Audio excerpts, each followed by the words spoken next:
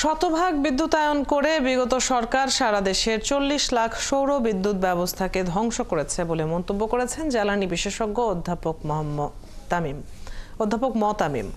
বৃহস্পতিবার রাজধানীর একটি হোটেলে জেটনেট বিডি নামে একটি সংগঠনের আত্মপ্রকাশ অনুষ্ঠানে এমন মন্তব্য করেন তিনি। টেকসই ও ন্যায্য জ্বালানি রূপান্তরে 70টি সংগঠনের সমন্বয়ে আত্মপ্রকাশ এই সংগঠনের। অনুষ্ঠানে সৌর বিদ্যুৎকে এগিয়ে নিতে কমিউনিটি সোলার ব্যবস্থা চালুর পরামর্শ দেন তামিম। বিদ্যুতের জাতীয় গ্রিড সর্বোচ্চ 4000 মেগাওয়াট বিদ্যুৎ নেওয়ার সক্ষমতা রাখে। এখন নবায়নযোগ্য শক্তিকে এগিয়ে নিতে হলে অবশ্যই মডার্ন গ্রিড ব্যবস্থা নিশ্চিত করতে হবে। মানসম্মত বিদ্যুৎ ব্যবস্থার জন্য সব ধরনের জ্বালানির সমন্বিত পরিকল্পনা নেওয়ার পরামর্শও দেন তিনি। আগে বলা হলো না যে আমরা 100% বিদ্যুৎ দিয়েছি, শতভাগ বিদ্যুৎ দিয়ে আপনারা মিলিয়নস অফ সোলার হোম সিস্টেমকে ধ্বংস করে দিয়েছেন।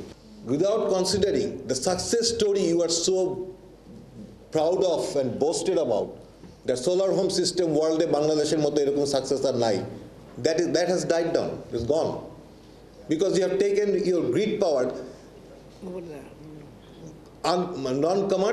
কমার্শিয়ালি ভায়াবল না এরকম জায়গা আপনি গ্রিড নিয়ে গেছেন for your political ambition. So power sector cannot be politically decided. This is the most important thing.